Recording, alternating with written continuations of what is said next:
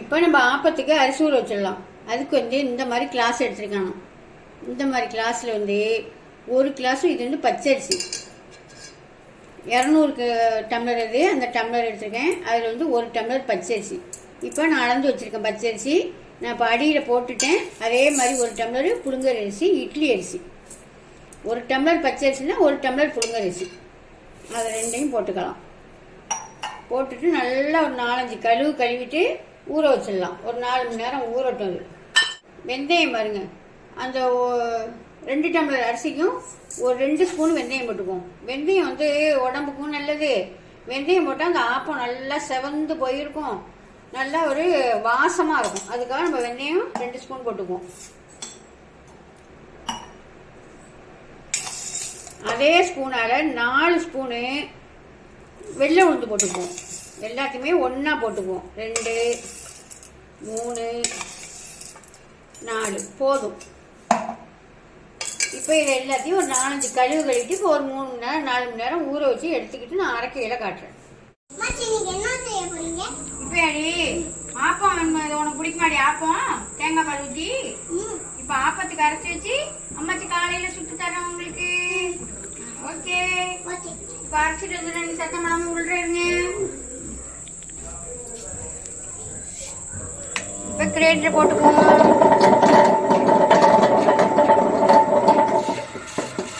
நல்லாவே ஊறிடுச்சு. இப்போ அள்ளி போட்டு நைஸாக அரைச்சிக்குவோம். நல்லா கழுவிட்டு போட்டோம்னா அப்படியே அள்ளி போட்டு அரைச்சிக்கலாம். தண்ணி அப்படியே வடிகட்டிட்டு அள்ளி போட்டு அரைச்சிக்கலாம். எப்பயுமே இட்லி ஊற வச்சாலும் எதுக்கு தோசை ஊற வச்சோம்னா நல்லா கழுவிட்டு அப்புறமா ஊற வைக்கணும்.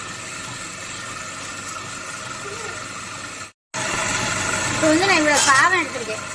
இந்த சாதத்தையும் உடச்சி விட்டு போட்டுக்குவோம். மத்தியானம் வடித்த சாதம், அந்த சாதத்தையும் போட்டுக்கலாம். ஒரு கையளவு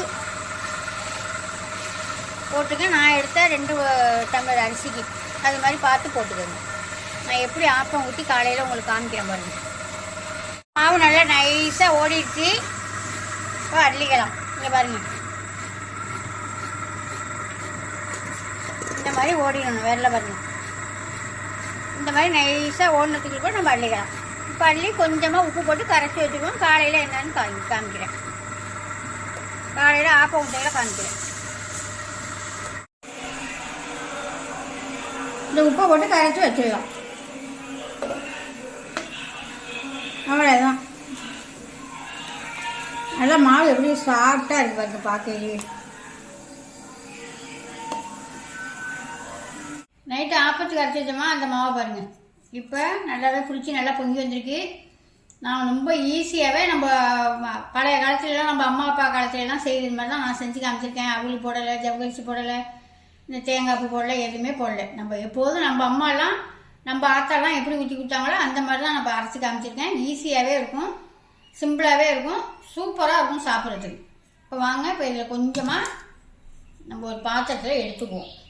எடுத்துக்கிட்டு தண்ணி ஊற்றி கரைச்சிக்குவோம்.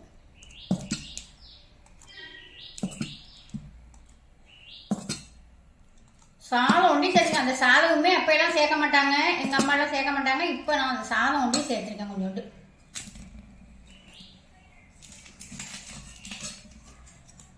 நல்லா தண்ணி ஊற்றி கரைச்சி எடுத்துக்குவோம்.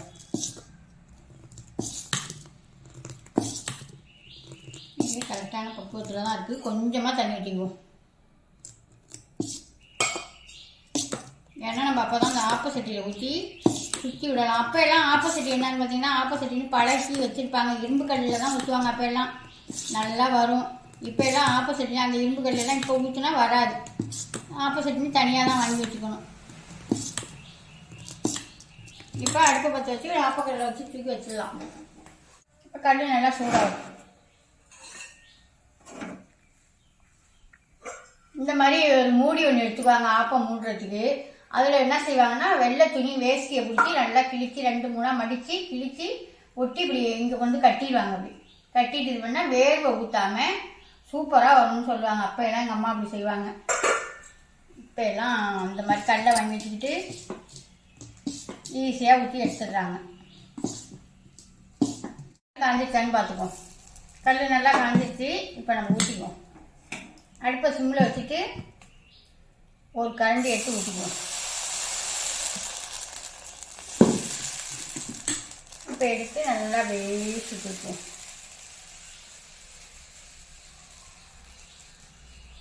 அவ்வளோதான்.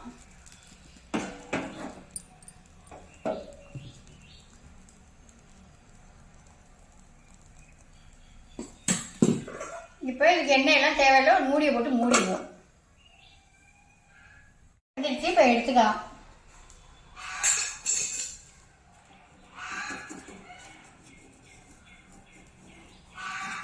அடுப்பை சிம்மில் வச்சுட்டு மெதுவாக இந்த மாதிரி இது பண்ணிவிட்டு நம்ம கரண்டி கிண்டியெல்லாம் வச்சு சுரண்டெல்லாம் வேண்டியதில்லை, ஈஸியாக அழகாகவே வரும். எப்படி வந்திருக்குன்னு சூப்பராகவே நல்லாவே பஞ்சு மாதிரி நல்லா வந்திருக்கு.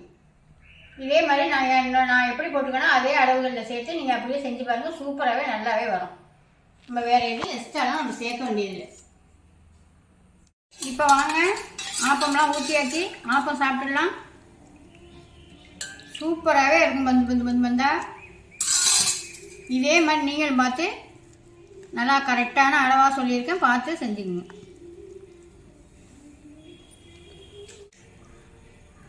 சூப்பராகவே நல்லா வந்திருக்கு. இதே மாதிரி பார்த்து நீங்களும் ஒரு வாட்டி ட்ரை பண்ணி பாருங்கள். இந்த வீடியோ பிடிச்சிருந்தா ஒரு லைக் பண்ணுங்கள், ஃப்ரெண்டுக்கெல்லாம் ஷேர் பண்ணுங்கள், மறந்துடாமல் ஒரு சப்ஸ்கிரைப் பண்ணுங்கள். பாய்.